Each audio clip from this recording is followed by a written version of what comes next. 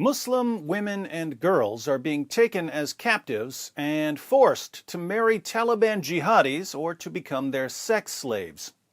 Meanwhile, the rest of the Muslim world is strangely silent.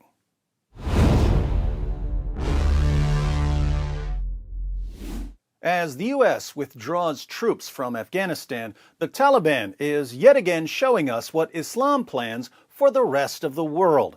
Taliban jihadis are rapidly taking over the country. When they conquer a town, they go to the local imams and ask for lists of all the unmarried women and girls in the town so that these unmarried women and girls can be divided up among the jihadis. And the imams gladly comply. The Daily Mail reports. Taliban fighters are going door to door and forcibly marrying girls as young as 12 and forcing them into sex slavery as they seize vast swaths. Yes, I know some of you say swaths and some of you say swathes. There's no agreed upon pronunciation anymore, so get over yourselves, you freaking pronunciation Nazis. Of Afghanistan from government forces. Jihadist commanders have ordered imams in areas they have captured to bring them lists of unmarried women aged from 12 to 45 for their soldiers to marry because they view them as ghanimat or spoils of war to be divided up among the victors.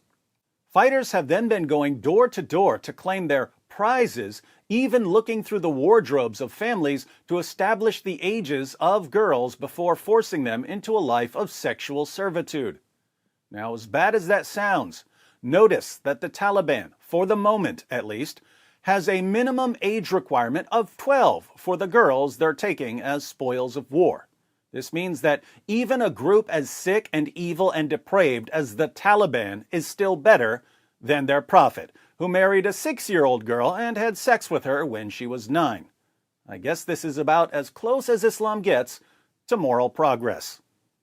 The women and girls' brutal treatment is just the latest sign of Afghanistan's military collapse, which has prompted the Afghan president to sack his top commander. One female journalist described fleeing a city in northern Afghanistan, which she did not name, and going into hiding with her uncle for fear the Islamists would hunt her down and execute her.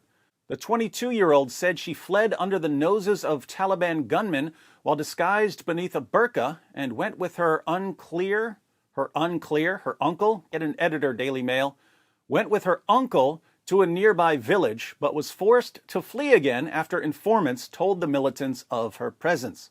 Now holed up in a remote location somewhere in the country's north, she said she fears for her life and the safety of her family. Will I ever go home? Will I see my parents again? Where will I go? How will I survive? She said.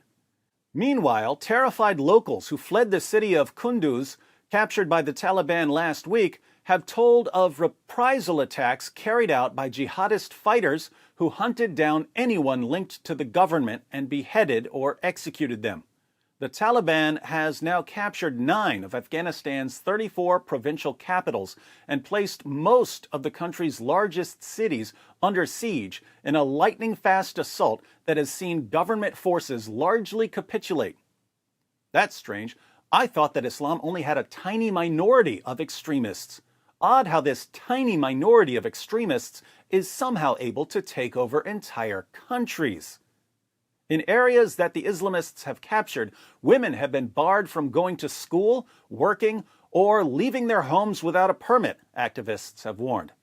Yes, ladies, if you want an education or a career, get out of Afghanistan while you still can.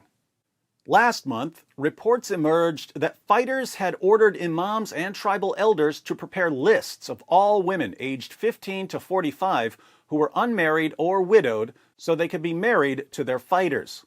But writing for Bloomberg, columnist Ruth Pollard said that has now extended down to girls as young as 12. Now the Taliban are going door to door in some areas, compiling lists of women and girls aged between 12 and 45 years for their fighters to forcibly marry, she wrote. Taliban fighters are permitted to do this under their strict interpretation of Islam, which views women as khanis, or commodities, according to Omar Sadr, professor of politics at the American University of Afghanistan. That means following a battle, women are treated as ganimat, or spoils of war, to be divided up among the victors. I wonder where they got that idea. They don't even have to marry them. It is a form of sex slavery, he said, adding that it also constitutes a form of ethnic cleansing as other cultures are forcibly assimilated into the Taliban's Pashtun group. Assessments of the security situation are increasingly grim, with U.S. intelligence sources warning the heavily defended capital of Kabul, one of the few cities not currently under attack by the Taliban, could fall in as little as a month, handing control of the country back to the Islamists. So it looks like Afghanistan will soon be under the control of the tiny minority of extremists once again. The United States of America, the most powerful nation on the planet, just spent 2 decades fighting this tiny minority of extremists. And yet, after 2 decades of this tiny minority of extremists standing their ground against the most powerful nation on earth, the tiny minority of extremists is still there, and apparently stronger than ever.